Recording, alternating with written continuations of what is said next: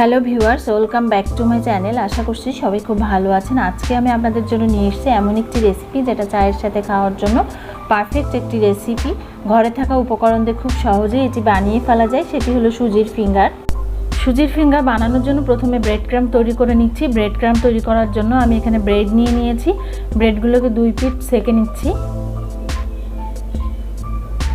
এভাবে 2 পিঠ বারবার উল্টে একটু সেঁকে নিচ্ছি। সেঁকা হয়ে গেছে। এবার এগুলোকে আমি ছোট ছোট টুকরো করে হাতের সাহায্যে ছিঁড়ে নিচ্ছি। এভাবে ছোট ছোট টুকরো করে নিচ্ছি। বাড়িতে খুব সহজেই ব্রেড ক্রাম তৈরি করে নিতে পারবেন। আমি সবগুলো টুকরো করে নিয়েছি। এবার এটাকে ব্লেন্ডারে দিয়ে একটু ঘুরিয়ে নিলে ব্রেড ক্রাম রেডি হয়ে যাবে। এবারে আমি সুজির মণ্ডটা তৈরি করে নেব। সুজির মণ্ড তৈরি করার জন্য প্যানে 1 কাপ জল দিয়ে দিয়েছি এবং তার মধ্যে কিছুটা সরিষার তেল দিয়ে দিয়েছি আর দিয়ে দিচ্ছি সুজি। এখানে 1.5 কাপ মতো সুজি আমি নিয়ে নিয়েছি। সুজিটাকে একটু নেড়ে চেড়ে মণ্ড তৈরি করে নিতে হবে।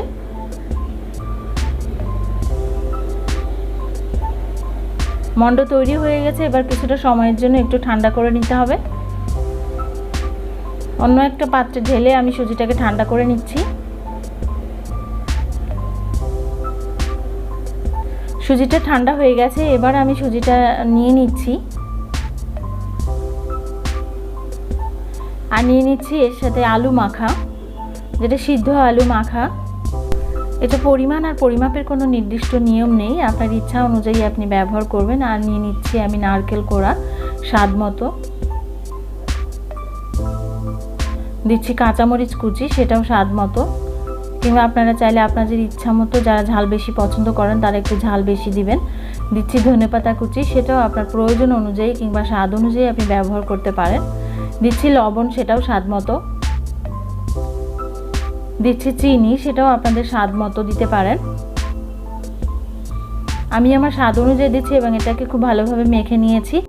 এবারে 2 হাতে আমি সাদা তেল মেখে নিয়েছি। এতে করে ফিঙ্গারটা গড়তে সহজ হবে এবং ফিঙ্গারের ওপরটা খুব স্মুথ হবে।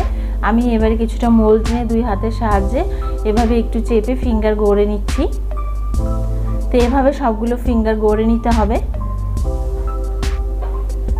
আমি সবগুলো ফিঙ্গার গড়ে নিয়েছি। এবারে একটা বাটি নিয়ে নিচ্ছি। বাটিতে 2টা ডিম নিয়ে নিচ্ছি। ডিম 2টা ভেঙে নিয়েছি এবং 2টা ডিম একটু ফেটিয়ে নিচ্ছি। এর মধ্যে আমি এবার দিয়ে দিচ্ছি 1 টিস্পুন কর্নফ্লাওয়ার। 2টা ডিমের জন্য 1 টিস্পুন কর্নফ্লাওয়ারই যথেষ্ট। এবার খুব ভালোভাবে ফেটিয়ে নিয়েছি এবং ফিঙ্গারগুলো ডিমের গোলায় ডুবিয়ে ব্রেড ক্রামে কোট করে নিতে হবে। অন্য হাতের সাহায্যে ব্রেড ক্রামগুলো ওপর থেকে দিয়ে একটু চেপে নিতে হবে। এতে করে খুব সুন্দরভাবে কোট হয়ে যাবে। এভাবে আমি সবগুলো কোট করে নিচ্ছি। যদি আমার এই রেসিপিটি আপনাদের ভালো লাগে তাহলে লাইক দিন, কমেন্টস করুন, ফ্রেন্ডস অ্যান্ড ফ্যামিলির সাথে শেয়ার করুন আর অবশ্যই আমার চ্যানেলটিকে সাবস্ক্রাইব করুন।